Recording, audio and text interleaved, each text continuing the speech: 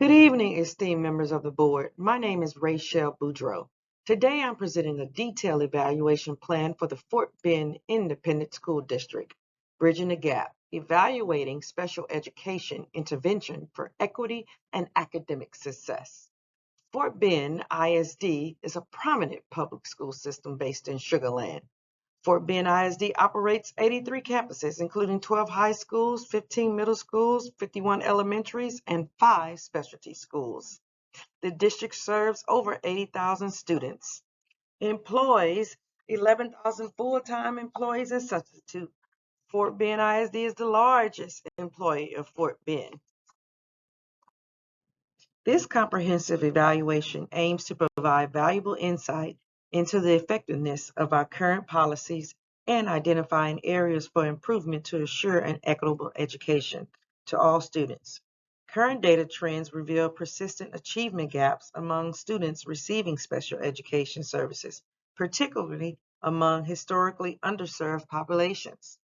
Disparities in standardized test scores, graduation rates, and post-secondary readiness indicates a need for a structured, evidence-based approach to improving instructional effectiveness and student outcomes. To address this, we have undertaken a comprehensive program evaluation that examines key components of our special education framework, including instructional practices, resource allocations, and intervention strategies. This initiative is aligned with Fort Bend ISD strategic vision and the TEA, Texas Education Agency accountability standards, ensuring our policies and practice foster inclusive excellence.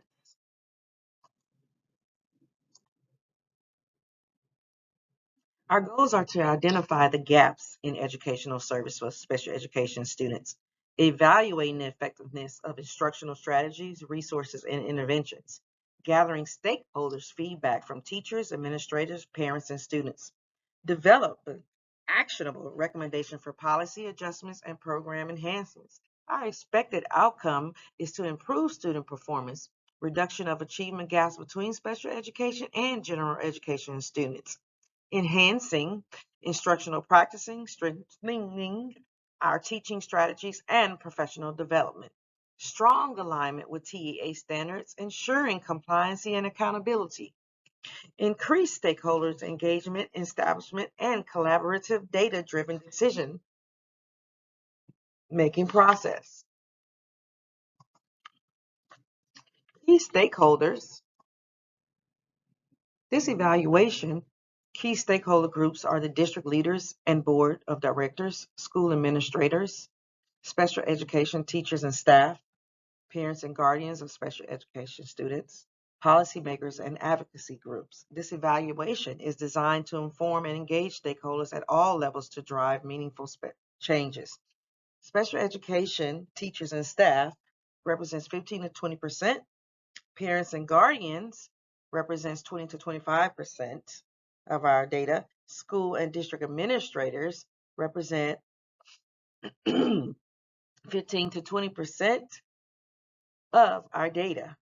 This evaluation is designed to inform and engage stakeholders at all levels to drive meaningful change. Some questions that we'll be asking of special education teachers and staff. What instructional methods and resources have been most effective? What challenges do teachers face in implementing IEPs? What additional professional development opportunities are needed? Our parent and guardians, how satisfied are parents with their child's education experience and progress? What obstacles do parents face in assessing support services? What additional resources would help improve student success? Schools and district administrators, how do current resources allocations impact special education outcomes? What systematic changes are necessary to improve program effectiveness? And how can policies be adjusted to better support inclusive education?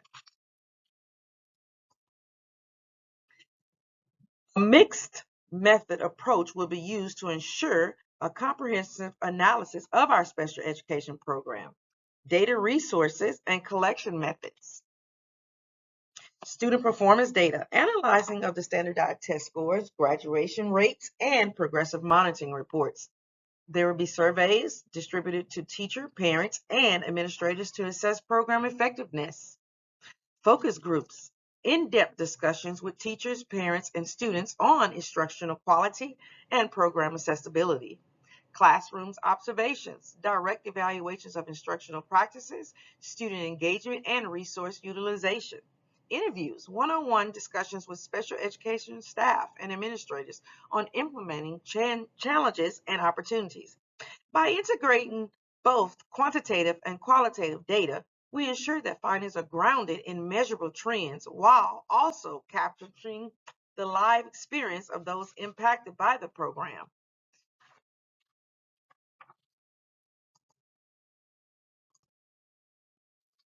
Our evaluation methods and data collection. Well, again, comprehensive data collections, key data collection methods, student performance data, surveys, focus groups, classroom observations, interviews, and outcomes of those evaluations will be monitored and looked at.